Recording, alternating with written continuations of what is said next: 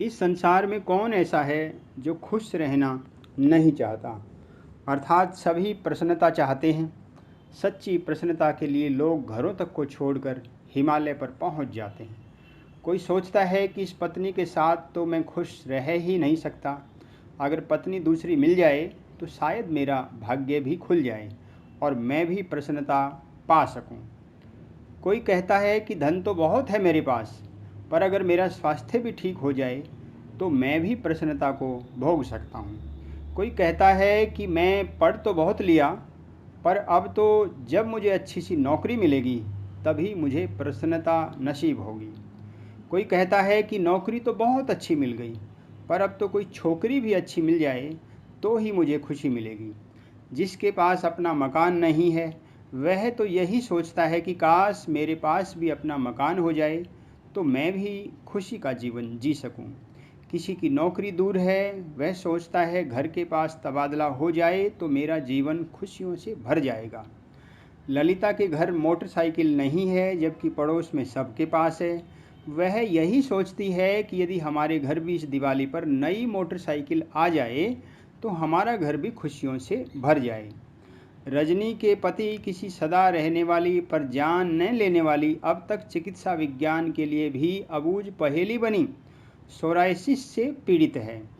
रजनी सोचती है कि यदि मेरे पति इस बीमारी से छूट जाएं तो हमारा घर भी खुशियों से महक जाए। किसी के भी घर जाओ, ऐसी ही कोई न कोई वजह ज़रूर मिलेगी, और जब एक वजह पूरी हो जाती है तो दूसरी वजह तैयार हो जाती है। वह वजह साइकिल से मोटरसाइकिल, मोटरसाइकिल से कार और कार से बड़ी कार पर जा पहुंचती है।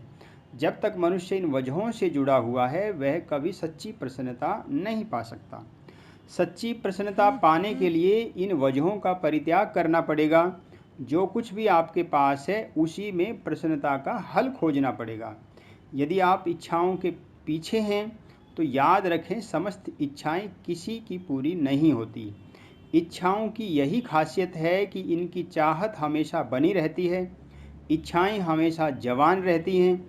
इसलिए जब तक आप इच्छाओं से मुक्त होना नहीं सीख लेते तब तक आप प्रसन्नता के लिए लालायित रहेंगे।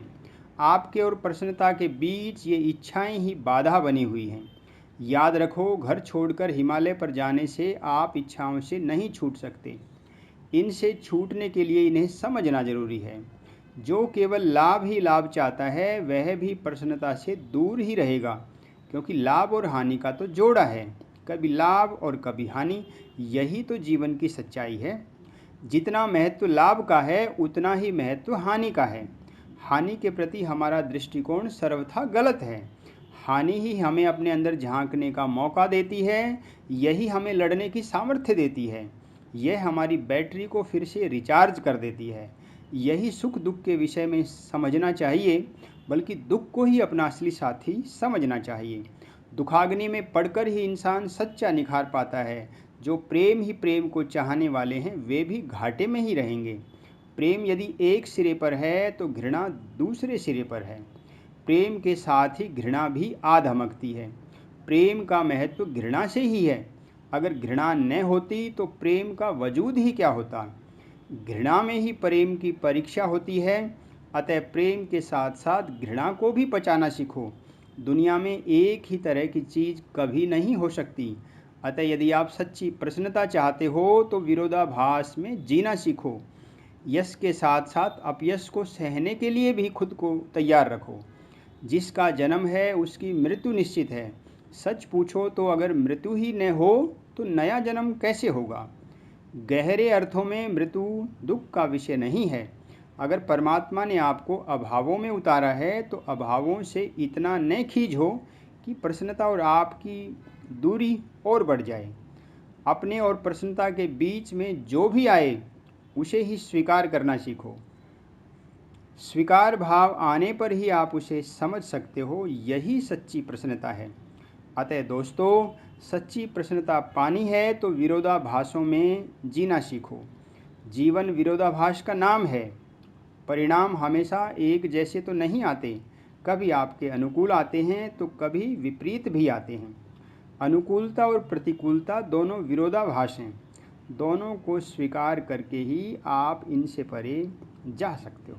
दोस्तों, इस विषय में आपके क्या विचार हैं, कमेंट बॉक्स में लिखकर मुझे ज़रूर बताएं। और यदि आप इस विषय को पसंद करते हैं तो इसे लाइक करें, शेयर करें। और यदि चैनल पर आप नए हैं तो चैनल को सब्सक्राइब करें और बेल बटन को दबा दें, ताकि जब भी मैं कोई नई कहानी या कोई नया विषय डालूं तो आपके पास नोटिफिकेशन पहुंच जाए। और दोस्तों, इसी प्रकार फिर एक नई कहानी और नए विषय के साथ आपसे मिलना होगा। तब तक के लिए नमस्कार। जय हिंद, जय भारत।